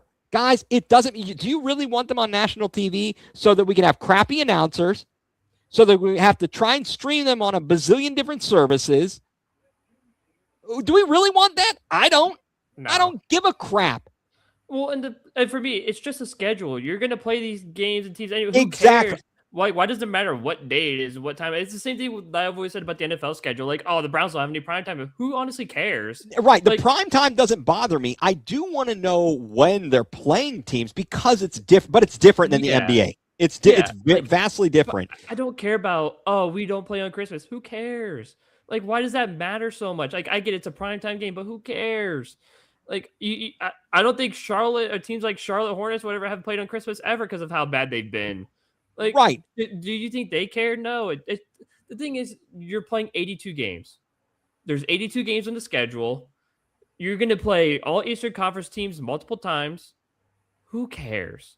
Who genuinely cares? If you care so much about a schedule, you should stop watching sports, period, if you care about a schedule. Right. And whether your team is playing on national TV and taking it as some sort of a slight by the league. I don't care. The only thing we should care about is if you can watch it because of how many services it's on. That's the only thing I care about is can I watch the game? That's exactly right. And like I said, when they're on all these multiple things. So what did you guys say? What have we figured out? They are opening Philly's home opener. I guess that is our season opener. Yeah. Okay. And it's not their home opener. It's not their season opener. It's not their season opener, but it's their home opener. They play in MSG as their season opener. Right, but it's their home opener. Then they play 2 nights later as their home opener against the Cavs. Right, all right. Maybe LeBron will rest. It's our 5th straight season, I think it is, where we play the first game on the road. Yeah, but again, don't care. But there is one thing about the schedule which is a bit strange. What's that? The Knicks aren't playing the opening game. Boston are playing the Pistons. That's the first game of the season. Yeah, but I don't. Weird. But it's not this. It doesn't matter. Because genuinely, the defending champions open the season. I know, but it doesn't matter. Who knows what the reasoning is behind it? I don't give a flying rat's patoozie when we play. And the game in Philly, that their home opener, our season opener, it's on Crapazon Prime. And I'm gonna have to deal with that baloney. And only by the grace of God do I have you guys to be able to watch the game because I'm not spending $1 bazillion on all these stupid streaming services. I already spend enough just to watch the clowns. By the way, that game was on ESPN. Which one? The LeBron opener. Okay, it's his game in Cleveland, but that's on Prime. That's on Prime. Okay, in 2 weeks after that. My mistake again. See, I'm shooting from the hip and I'm shooting wrong. So his first home game is against the Cavs, and that's on ESPN. Yeah, and great, good for them. It's a ratings thing, right? Mm-hmm. And good for them. Whatever. I just want to be able to watch the Cavs games, and I want to see them win. And that's where I'm mostly concerned. I'm not worried about what the schedule is. I'm not worried about how many national TV games we have. I don't give a darn.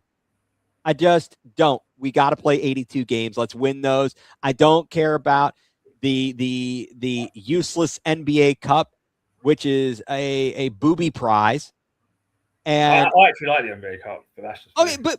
but let me ask you this: what for? What for? What if you play an extra game and your guy and somebody gets hurt, and you gain nothing? It does not help you in the playoff seedings. It does not help you at all. But And what if somebody gets hurt? But you only pay the extra game in the final, right? Because the semi-final counts towards your regular season. Right, it does. But let's say you make it all the way to the final and then somebody gets hurt. Was it worth it playing the NBA Cup, or do you want to win the Larry O'Brien Trophy and be hoisting that at the end of the season? It depends who you are, I guess. If you're in the Milwaukee Bucks, okay. Well, we have championship aspirations. So, do you want to win the NBA Cup, or do you want to be hoisting the trophy in June? You tell me. Well, all right. Enough said. I'm sick of the NBA Cup can kiss my butt. As a neutral, I like it. Like, I enjoy watching other teams. I mean, sure, I get it, but in general, like it doesn't mean anything. I think it's good for teams that are going to be in like the draft lottery. But they know before the season that they're probably like the Brooklyn Nets. But why not? The Brooklyn Nets going to be in the playoffs. If you want to make the NBA Cup something that's more worthwhile, it's not about a cash prize. You have to attach some value to it toward your season. You should be guaranteed that you are at least the 10th seed. Like, you guaranteed you're in the play-in tournament if you win that. So if you're Brooklyn Nets and you finish 15th in the East, but you win the NBA Cup, you slide up to the 10, and then 10 slides into 11. Yep. Everyone moves back. Bingo. It's kind of like the Premier League, right? With when you win. Oh, geez, my brain is not working here, guys. But how we won? We were 17th, but we won. What is it? Europa. So we were in the Champions League, and didn't somebody get screwed because of that?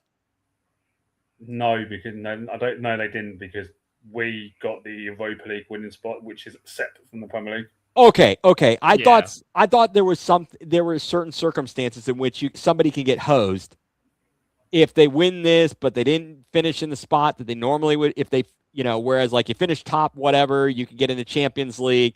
Oh, well, wait a second. This team won this trophy or this tournament. That changed.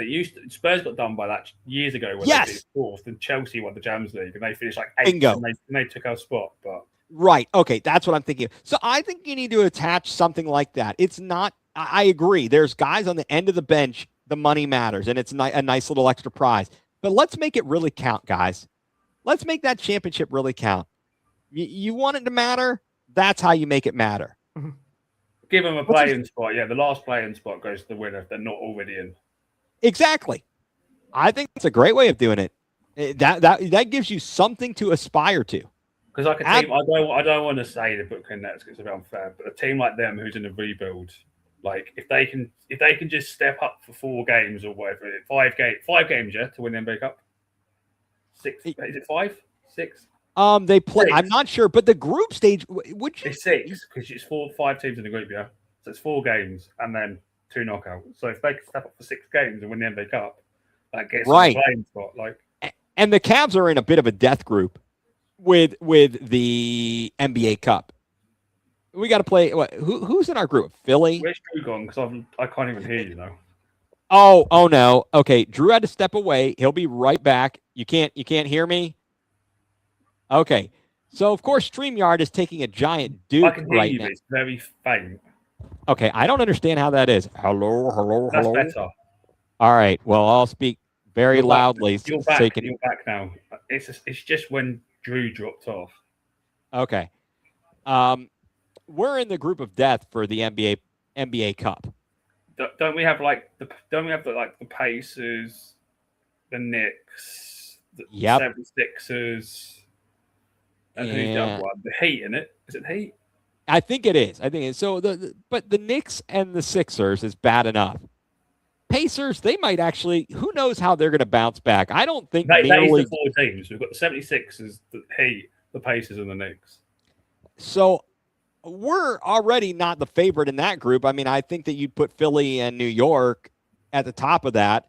Last year we couldn't even get out of the crappy group. We had the freaking Hawks in our group. for crying out loud. And didn't we? And the Wizards, we're the Wizards in our group, and we couldn't get out of the group. I mean, just I don't know. It's absolutely crazy. But I do feel like though the Cavs. I don't want to bring a damp on the Cavs season, but I feel like the Cavs can't manage the season like they have previously. Oh When no, it comes to load management, I think they're going to actually have to play for seeding because I'm in this mindset that they could get dragged into potential playing if they don't manage the season right. If that makes sense.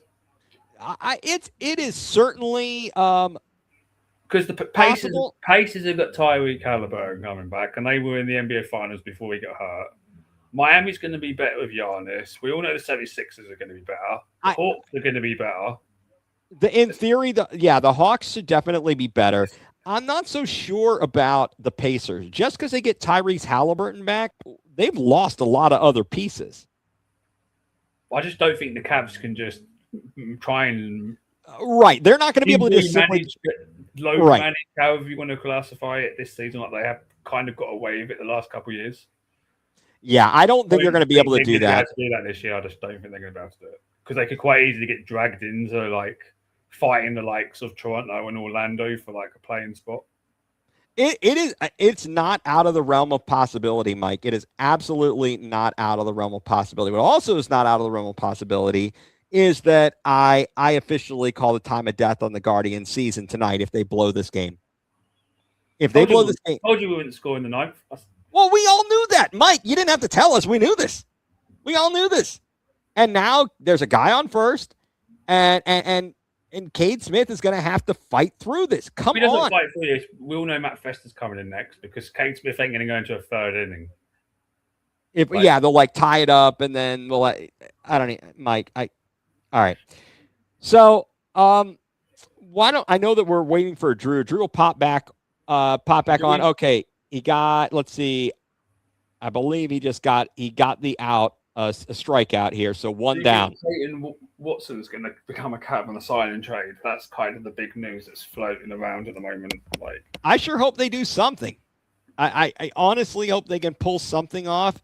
Did you see the film? We might have talked about it of Jalen Tyson doing Mitchell's like over the shoulder windmill dribble thing. Yeah. That's pretty impressive. If he can add that to his repertoire, that makes. I know that Tyson is not the best defender in the world, but I think he's got some upside on him, and I like the way he's developed. He needs to continue to do so. Hopefully, Malik Thomas.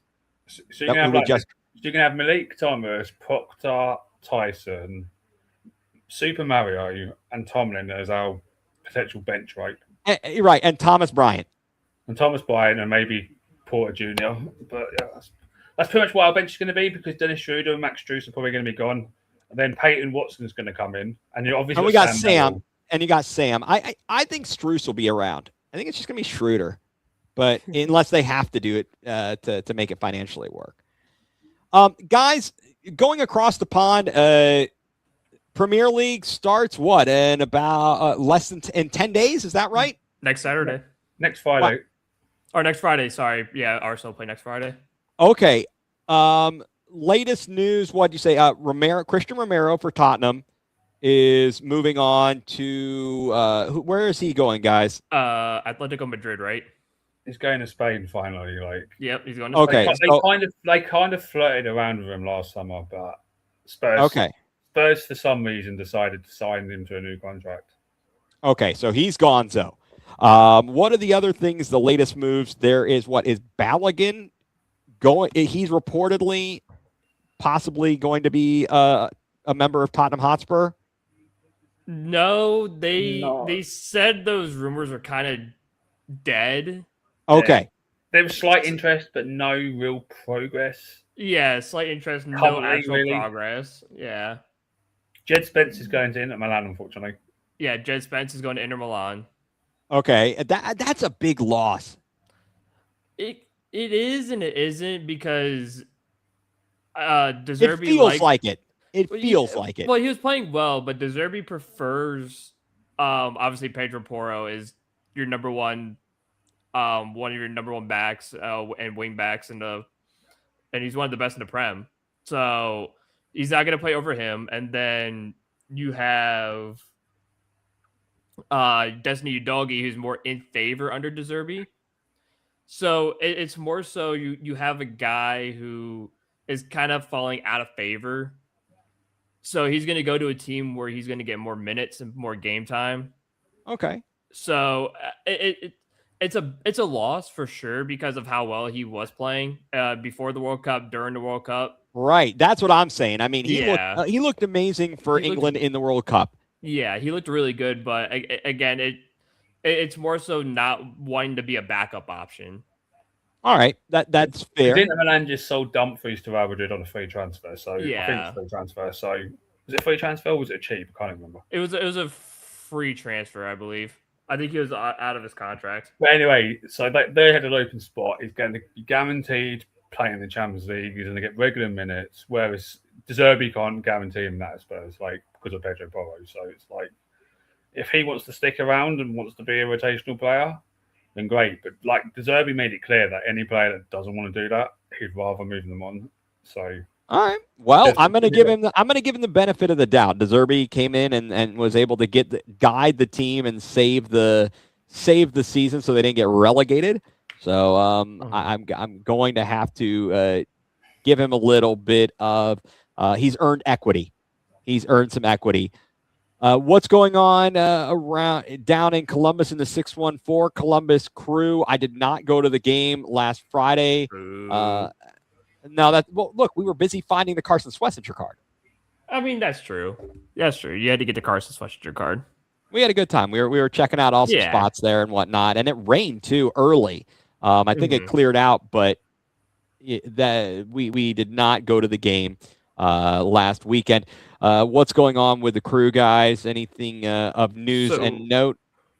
So the Crew just signed Josef Martinez. How long will it be to get his work visa? Well, he's been in the MLS for a while. Okay. I was just checking. He's played for Atlanta United for I think it was like 5 or 6 years. Then he went to Montreal to play for Montreal, and then he went to play for San Jose. So he's been around the MLS. I think we just got him. I think he was playing in Mexico, if I remember right, in the Mexican league. But he played like a few games, and then the Crew brought him back to MLS. But he's supposed to be a goal scorer because when in his first couple seasons with Atlanta, he had 34 goals, and then the next season he had 33, and then with San Jose he had almost 15, 16, and then this season with Montreal he had 14. So he's a goal scorer, and that's what we're kind of missing is that kind of goal scoring piece because we lost Abu Ali, who went down with a torn ACL after game 3 or something in the season. So we signed a new striker, which was very big that we needed. Well, that's definitely good. And ball game. Yeah, he's hobbling. He made a save in the game, but he's hobbling. Well, these things happen, but we won. That's all that's at the end of the day, that's what counts. So where are we at? So I mean, geez, Lou, in the East, we are way back. There's no numbers, so I can't tell you what place we're in. But we only have 20 points.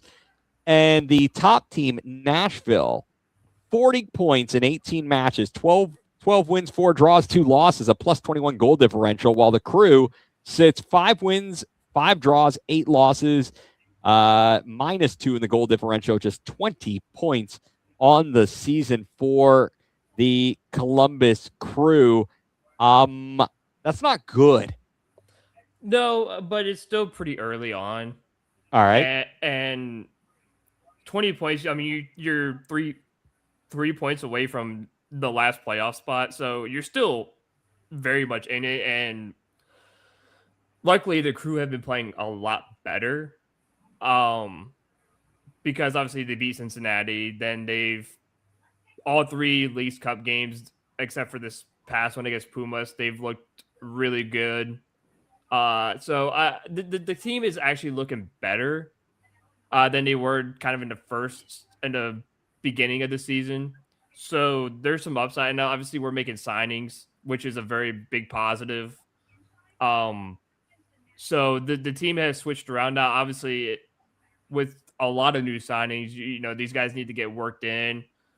And again, some guys are still awaiting visa. Some guys are still like they're not playing just because they haven't practiced enough with the team to get familiar with the team. So like Eric Bailey, who we signed, who is a former Man United player, he still hasn't played a game yet, just because he's only had 3 practices. So you want him to get acclimated with the team before you just throw him out there. But, Right. But the crew are making smarter moves. They're getting players that fit in. They look good, and they're getting guys in here that can help. So they should be able to go on a small run and get back into the playoff spots and kind of keep their place there.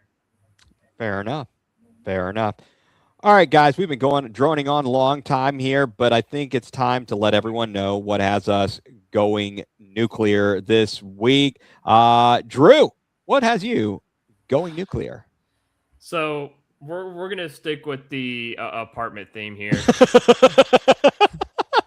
and it has nothing to do with the building itself this time. So no trash, no parking spaces, no maintenance. It's trying to get into the parking garage, because Ethan, you saw where we have to go that little alley in between. Yes. Constantino's and the other on our building. There's that little alley. Well, there's 3 garages in that alley. So the part that has me going nuclear is people stopping and parking in front of the driveway. Whether it's door dashers trying to deliver stuff, people dropping people off. And it's like, hello, it's state law to not block driveways, right? And it's why are you blocking this driveway? And I've honked my horns at people all the time. I've rolled down my windows like, hey, you got to move. You can't park in front of the driveway. And they're like, why are you trying to go down an alley? I was like, well, if you actually turn your head, there's garages down there where people park and live. And it's like, you can't park in the middle of the alley where people are trying to go in and park. And then you get people who, I missed this turn. So they drive into the alley and then they're trying to back out. And there's no way to back out because there's so many cars coming. Exactly. Yes. So people are stuck trying to back out. And now I'm just sitting there stuck and there's no turn lane. So people behind me can't go around me. So now everyone's pissed at me because I can't turn. They just go straight. I'm like, I live here. I can't go straight.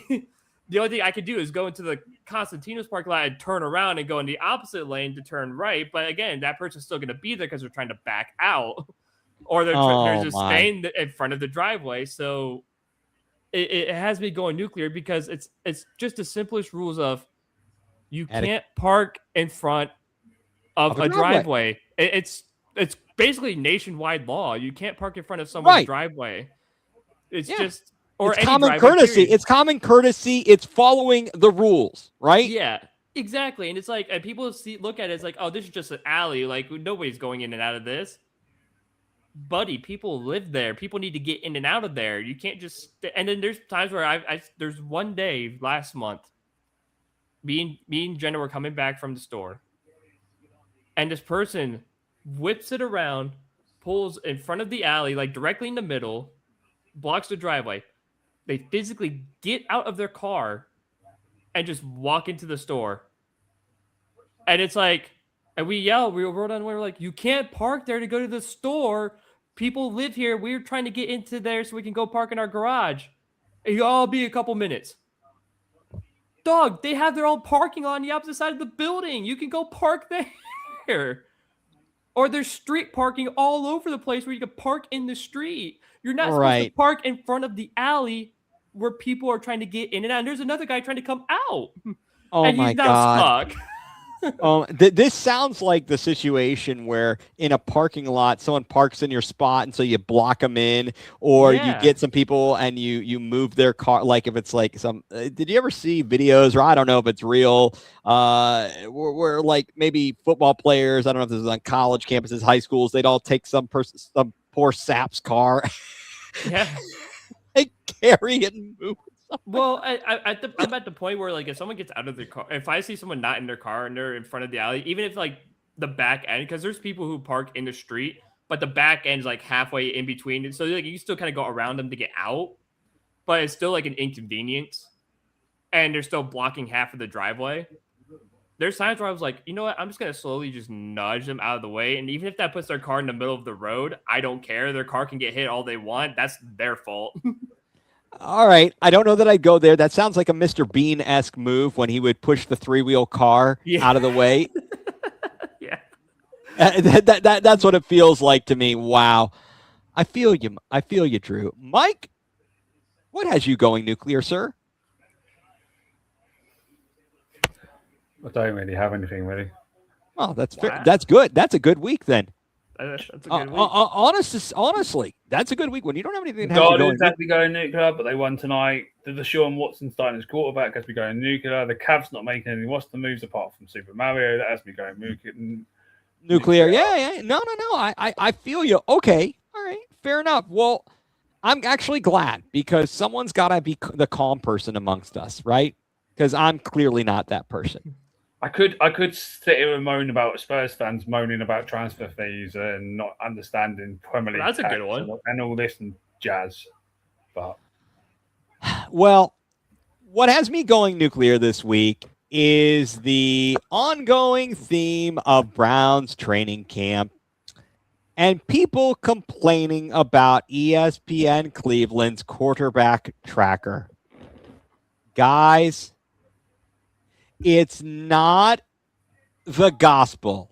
It's not the end all be all. And seeing a cat's tail in your face is absolutely hilarious. Did a very good job playing it off. I think he might have a going nuclear himself here. He may. He's like, I'm hungry. Get off the computer. But listen, guys, what you need to understand is that it's a talking point. It's something that they use. It's content. They want people to talk about it, and it's doing exactly what they want it to do. People are talking about it over and over and over and over again.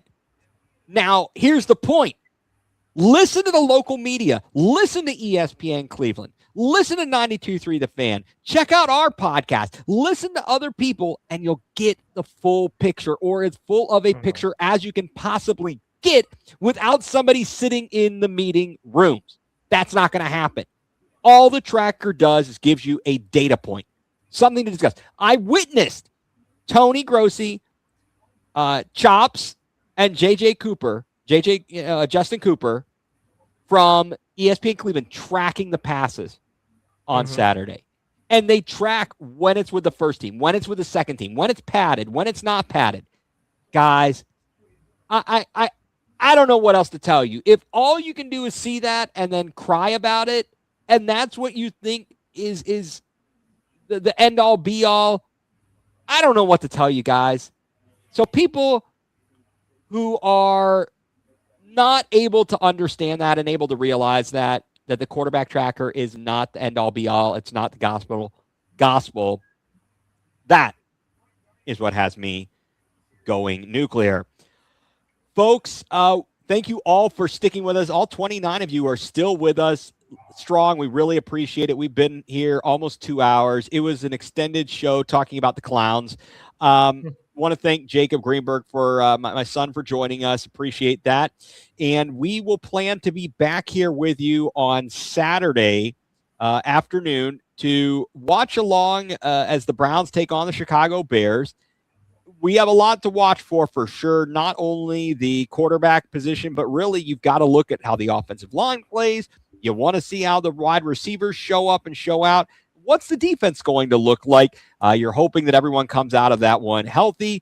And again, we will be back here and plan to be back here on Saturday afternoon as the Browns travel to Chicago to take on the Chicago Bears. So we got that going for us. Be sure to tune in to that. Be sure to tune in to all the programs on the Land Multimedia Group. Want to thank Dick's House of Sport, a proud sponsor of the Land Multimedia Group. And if you're in the Cleveland area, I don't know, maybe if they're also going to stream it, WOBL, The Bearded Browns will be on pre-games, not just for the preseason, but during the regular season. And they're also going to be on Saturday mornings.